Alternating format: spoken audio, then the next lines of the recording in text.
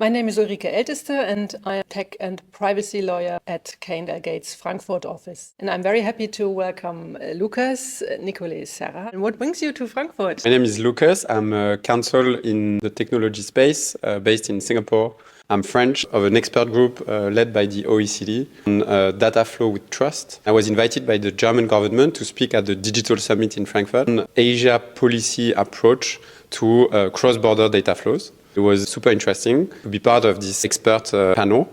That's why I came to Frankfurt. Requirements are very different in different jurisdictions, and so providers in different jurisdictions are trying to develop industry standards that create trust and ideally that are trusted also by governments in different jurisdictions. And what are Asian governments doing in this space? So with my European background and my Asian background, being in Singapore for many years, I was asked to talk about what are the initiatives in the region, in the Southeast Asian region and the Pacific region, in terms of cross-border data flows policies, in order to enhance the possibility to transfer data between countries, because in Asia-Pac, there's a lot of different regulations. Each country has a different regulation, which makes it quite hard for companies to know what to do when they need to transfer data from one country to another country. There's two initiatives that I highlighted during the summit. First one is called the ASEAN MCC. So ASEAN is a group of 10 countries that came together to set a standard in terms of data transfer flows,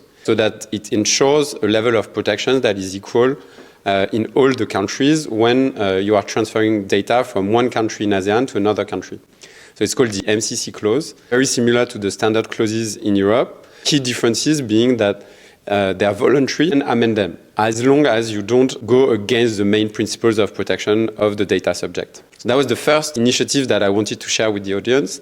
And the second initiative is called the APEC CBPR, so the APEC cross-border protection rules that were created by the APEC Association of Countries, so the Pacific Association of different countries. In the APEC, you have 21 countries, but 8 of them came together, in particular Singapore, but also US, Australia, and various different countries, came together to set similarly a basic level of action standard in the APEC region, when you are transferring data from one country in this region to another country. And it was developed from 2011 to 2015, where there was no laws in the region, or very few laws in Asia-Pac. So the level of protection is actually relatively low. It was great at the time, but today it might not be completely adequate. You look at laws in the region that are now way more mature and more protective of the data subject. So the APEC rules have some flaws at this stage, but they may be changed, and we all know that the US is pushing for global CBPRs.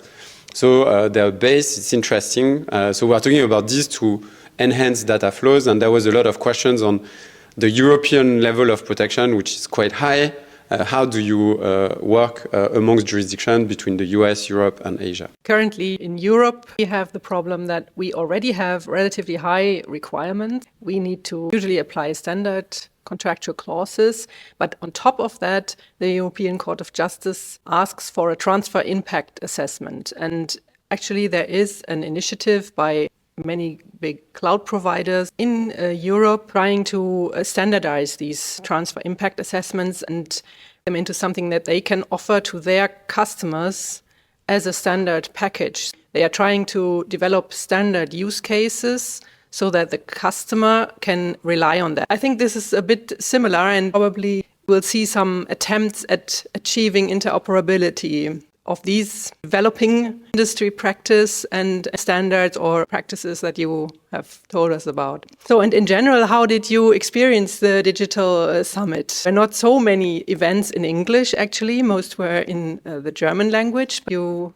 find anything that was of interest to you as well? I prefer was to meet other experts from different organizations coming to Frankfurt for this event. We had on my panel someone from Brussels, someone from Spain, someone from London. So it was super international. It was in Germany, so the Chancellor was here the day before us. So it was a big event. It was very interesting to see how the German government is looking into these questions to become a hub in Frankfurt. So let's see what the future brings, but we're very hopeful. Thank you very much, and I hope we'll see more of you.